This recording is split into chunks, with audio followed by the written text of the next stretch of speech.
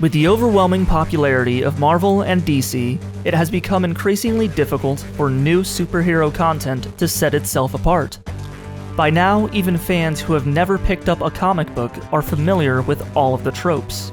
Look no further than the Marvel Cinematic Universe for an example of how successful the genre can be while adhering to common tropes.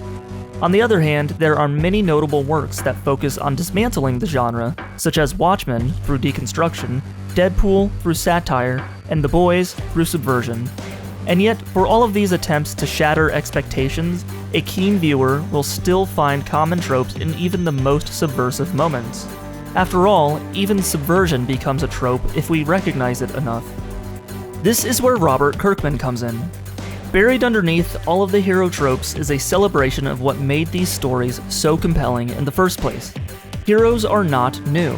In fact, plenty of the most popular tropes came about in the stories of heroes and gods in Greek mythology.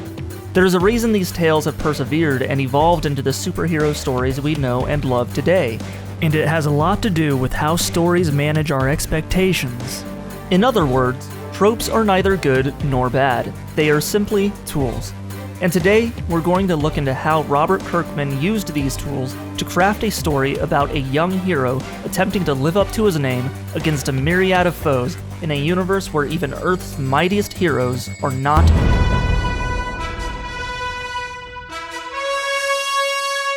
At first, Invincible presents itself as a traditional superhero story. Our main character is a normal teenager. He's bullied at school, a bit awkward, and unsure of himself. And if it sounds like I'm talking about Peter Parker, it's because I basically am. That man's an imposter! That man is the imposter! It isn't too difficult to get a decent initial read on Mark's character because we have seen this setup before. Furthermore, Mark is immediately relatable. In fact, we are introduced to Mark at his most relatable and vulnerable moment, sitting on the toilet and reading a comic book. What? I'll be out in a minute! I don't have a minute. Mom! My bathroom's out of soap. Get over yourself. I used to change your diapers, kid. This high school hero trope is slightly tweaked by the fact that Mark's father, Nolan Grayson, happens to be the most powerful superhero on Earth, Omni-man. Early on, it's apparent that Mark admires his father and dreams of being a hero just like him. However, after Mark's powers finally emerge in the first episode, we get a glimpse into Nolan's ulterior motives, which sets up the primary conflict for the first season. As far as superhero narratives go, nothing appears to be too far off the rails at first glance, and that is actually by design. In an interview with IndieWire, Robert Kirkman explained that it's the perfect time for a show like Invincible because it relies on the audience recognizing a traditional superhero story. All of this familiar setup allows for the dramatic reveal at the end of the first episode to have such a greater impact on setting the tone for the rest of the season. Our fear and confusion regarding Nolan's power and motives loom over each episode as Mark delves further into the superhero world, unaware that his greatest threat is actually right by his side. This is tragic irony, a subcategory of dramatic irony, which is a literary device that provides the audience with more information than the central characters.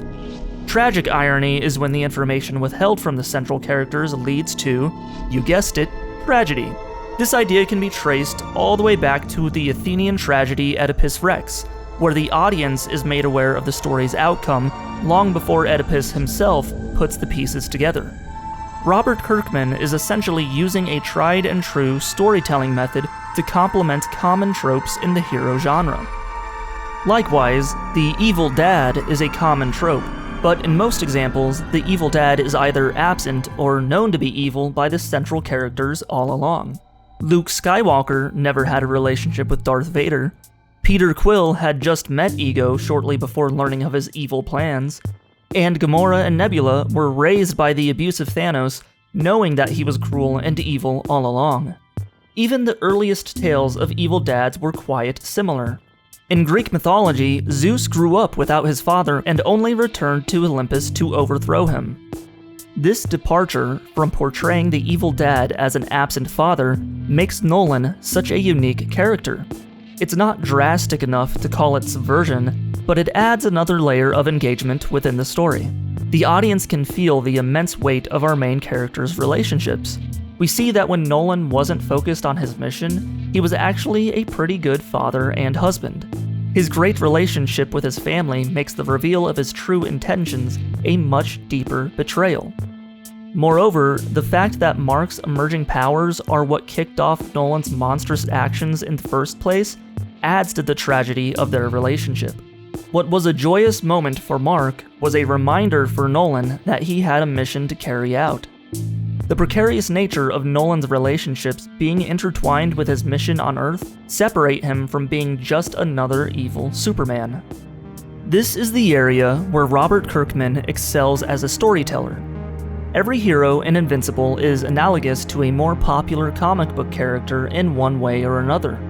We already have Mark as Peter Parker, Nolan as Superman, Guardians of the Globe are obviously a take on the Justice League down to the individual heroes, and Teen Team was clearly inspired by Teen Titans, only with different heroes. Even the art style is reminiscent of many notable animated series. Yet despite the inclusion of familiarity, Invincible feels so different. This is because Robert Kirkman pays homage to the heroes he grew up with by reimagining them in a different universe and subjecting them to different circumstances. Furthermore, despite being animated, there is a sense of realism to this universe that is often missing in more popular superhero media. Mark clearly struggles to learn the hero business, and his mistakes have very real consequences. Mark's battles aren't just clumsy messes where he lucks out and comically wins anyway. He actually loses most of his fights, and his inexperience combined with his earnestness nearly gets him killed several times. Invincible makes it a point to show that stakes are high in this universe. Human lives are truly in peril, and collateral damage is a real consequence of battle. Even heroes aren't safe. With the exception of the Immortal, when heroes are dead, they're dead for good.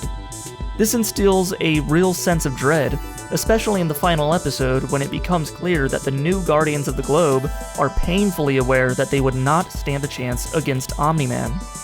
The possibility of real loss is particularly evident in the fact that Mark never has a Deus Ex Machina moment where our character is suddenly saved by an unlikely event or unexplained surge of power. To do what you're asking, I'd have to turn back time. Superman did it! Deus Ex Machina! There was even a nod to this during his fight with Battle Beast, where our hero lets out a battle cry and attempts to go on a rampage against enemies who outclass him. Typically, our hero would win because even if it doesn't make sense, the good guy always wins, right? Next! In this case, reality hits and Mark is almost immediately taken down. By the end of the season, we have to accept the fact that Mark is still an amateur and there are still many foes who outclass him. There is no defining moment where Mark suddenly becomes powerful enough to stand a chance against Omni-Man. Much like the real world, it's going to take a lot of time and practice for Mark to be great at his job. So when he stands up against his father, we all know what's coming but dread it anyway. As expected, Mark is tossed around the world like the ragdoll he is compared to a full-powered Viltrumite, and everyone else can do nothing but watch. But realism isn't only about the brutal elements of the show.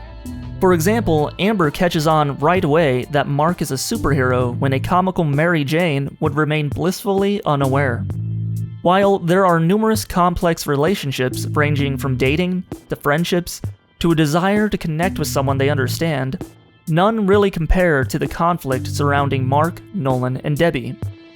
It's easy to focus on Nolan and Mark, whose respective voice actors J.K. Simmons and Steven Yeun turned in incredible performances, but Sandra Oh's Debbie Grayson might have been the most important character in the first season. Debbie serves as a surrogate for the audience.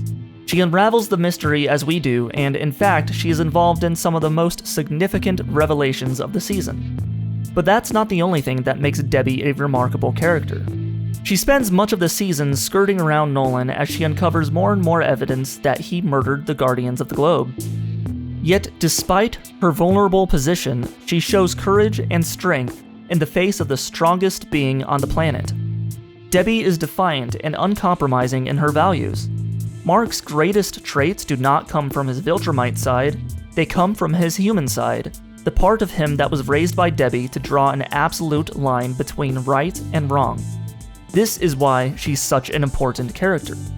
As Debbie watches her son get pummeled around the world, one can't help but imagine that despite her sadness and worry, there must be some pride in knowing that the child she raised refuses to abandon those values even in the face of death. Through flashbacks, we even see how Debbie's influence led to changes in Nolan's behavior. Ultimately, it's those stubborn human qualities that Nolan absolutely disdains which end up actually saving Mark and sending Nolan flying away from Earth in a mixture of frustration, sadness, and remorse. With that said, realism is not synonymous with subversion. What makes Invincible so unique is that it's actually very traditional. Remove all of the egregious violence and gore, and we are left with an ordinary narrative, a classic hero's journey where the focus is less on surprises and more about the execution of a great story. While it's almost guaranteed that the overarching hero's journey will be completed over the course of the entire series, we actually see a condensed version of the classical monomyth in just the first season alone. Mark is called to adventure through the emergence of his powers. He is assisted and mentored by other heroes along the way. He crosses the threshold into heroism by facing his first villains, and he deals with various challenges and temptations, including the temptation to quit being a hero. Mark then faces atonement and transformation by selflessly facing certain death in his fight against Nolan, and he ends the first season attempting to return to some sense of normalcy as he explains to Alan the alien in the season finale. What might be considered subversion are merely plot twists, and a plot twist in itself is not subversion. A plot twist just reveals new information, while subversion goes against the grain of the genre. Invincible commonly has been compared to The Boys, but the similarities end with gratuitous violence. The Boys is truly subversive, as its intention is to go against the genre and, in a very simplified sense, paint superheroes as essentially problematic. Invincible has its fair share of twists, but it's not questioning the genre, it's praising the genre. The twist involving Invincible's bad guy is simply a product of the narrative instead of an attempt to flip the traditional superhero story on its head. Likewise, Invincible's heroes, though rough around the edges in some cases, are still archetypal heroes. Kirkman embraces his inspirations and celebrates these superhero tropes as a means to create an original and clever story. Invincible reminds us that stories don't need to follow a trend of subversion to be great. Sometimes a great story can be just a great story. It can stand on its own without needing to trick the audience. Great stories can manage expectations instead of subverting them. Robert Kirkman proves that subversion or tradition aren't all that important. It's ultimately the execution of the story that matters most. In this case, Invincible simply takes ownership of tropes and traditional storytelling by sprinkling a bit of realism into its universe, which gives it a unique identity. At the same time, Invincible stays true to the superhero genre and pays respect to the myriad of heroes and comics that served as inspiration. It's this authentic love for superheroes and passion for storytelling that keeps viewers waiting on the edge of their seat to see what next season has in store for